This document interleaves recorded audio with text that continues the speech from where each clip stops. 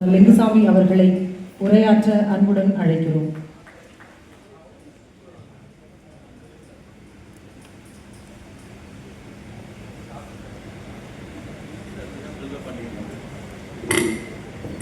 எல்லாருக்கும் வணக்கம். எனக்கு விருது இருக்குன்னு சொன்னாங்க, அதுக்காக இதை பற்றி பில்டப் பண்ணுறாங்கன்னு நினச்சேன். பேச கூடுவாங்கன்னு நினைக்கல. முதல்ல ஜின்னா, ராஜா, அலீம் அவங்களுக்கு வாழ்த்துக்கள். ஒரு இலக்கியத்துக்காக ஒரே நேரத்தில் 59-60 நூல்கள் வெளியிடுறதுங்கிறது தமிழ் இலக்கியத்தில் மிகப்பெரிய ஒரு வேலையாக ஒவ்வொரு வருடமும் செஞ்சிட்ருக்காங்க. இது 10வது வருடம். படைப்பு குழுமத்துக்கு முதல்ல என்னுடைய வாழ்த்துக்கள். அம்பை இங்கே வந்திருக்காங்க. நான் என்னுடைய கவிதை வெளியீட்டு விழா ஒவ்வொரு மேடையிலையும் ஒரு கவிதையை அடிக்கடி நான் சொல்லுவேன். அவங்க வற்றும் ஏரியில் மீன்கள்னு ஒரு தொகுப்பில் ஒரு சந்தால மொழி கவிதையை மொழிபெயர்த்திருப்பாங்க. அந்த கவிதை எனக்கு ரொம்ப பிடிக்கும். நான் அகவிதையாக சொல்கிறேன், அதில் இருக்க மாதிரி எனக்கு சொல்ல தெரியாது. அந்த கவிதை ஒரு பெண் என்ன மாதிரியான ஒரு மாப்பிள்ளை வேணும்னு சொல்லிட்டு அப்பா கிட்ட சொல்கிற மாதிரியான ஒரு கவிதை. பாபா, உன் ஆடுகளை விட்டுத்தால் என்னை திருமணம் செய்து வைக்க முடியும் என்ற நிர்பந்தத்தில் பெண் பார்க்காதே. ஏரிகள், குளங்கள், நதிகள், முற்றமில்லாத வீடு, சூரியன் அஸ்தமிப்பதை பார்க்க முடியாத வீட்டில் வேண்டாம். இதுவரை ஒரு மரம் கூட நடாத, அடுத்தவன் பாரத்தை சுமக்காத, மரம் என்ற கையென்ற வார்த்தையை கூட எழுத தெரியாதவன் கையில் என்னை ஒப்படைத்து விடாதே. காலையில் வந்தால் மாலைக்குள் வீடு போய் சேர வேண்டும். அக்கறையில் அழுதால் இக்கரையில் உனக்கு கேட்க வேண்டும். இப்படி ஒரு கவிதை. மிக அற்புதமான சிறுகதைகள் அற்புதமாக எழுதுவாங்க. அவங்கள நான் சந்திக்கிறதுக்கு முன்னாடி, அவங்கள படிச்சிருக்கேன். அதை சந்திக்கிறதுக்கு முன்னாடி கீராஜனன் சாரை நானும் பிருந்தா சாரதியும் போய் மேக்கப் பண்ண போனப்போ பாண்டிச்சேரியில், அப்போது ஒரு ஃபோன் வந்துச்சு. டெல்லியிலேருந்து அம்பை கூப்பிட்றாங்க அப்படின்னா, ஐயா அவசரமாக போய் அந்த ஃபோன் எடுத்தார். அப்போ கேட்டதான் அது நேரடியாக இப்போ தான் நான் பார்க்குறேன். ரொம்ப அவங்களுக்கு இந்த விழாவில் கலந்துக்கிட்டதில் ரொம்ப எனக்கு சந்தோஷம்.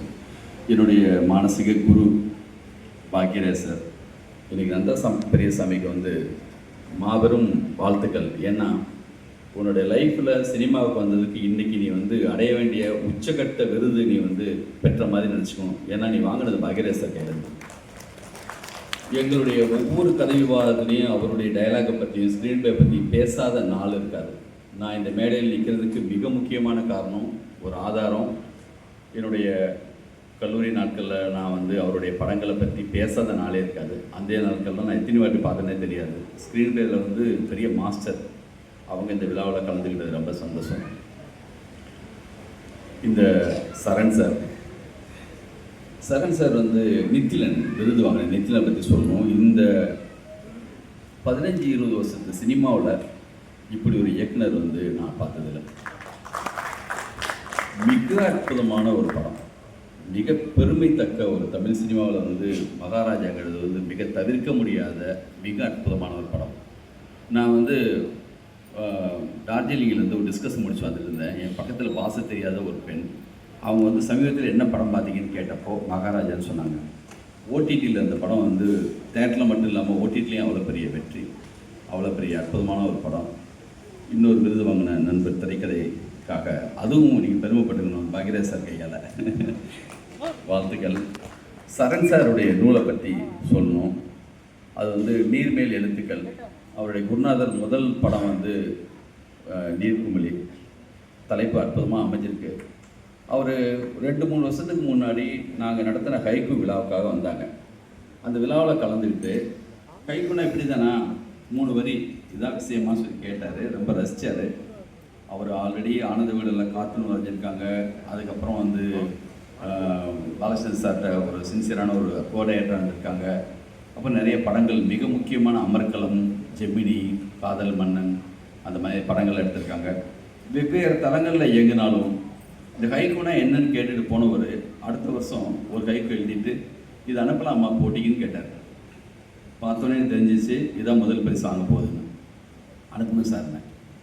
அதாவது உண்மையிலேயே முதல் பரிசுக்கான எல்லா தகுதியும் உள்ள கவிதை தான். ஆனால் நம்ம நண்பருங்கிறதுனாலேயே அது 2வது பரிசு கொடுத்தோம்.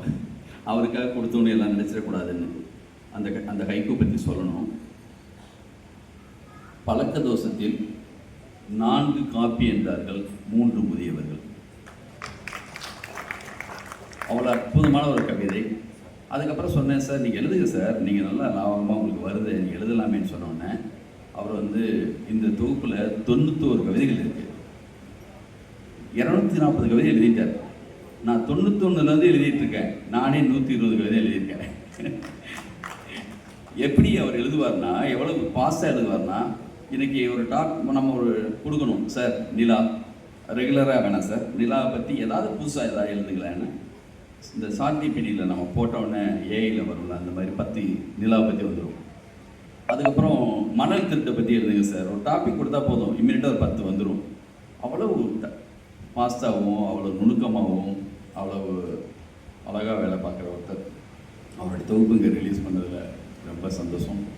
ஜின்னா வாழ்த்துக்கள்.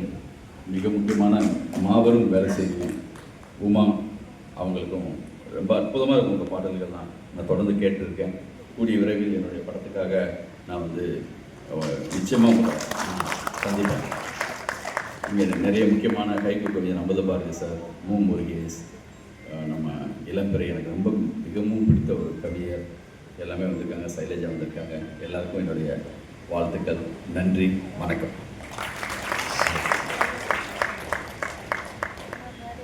நன்றி.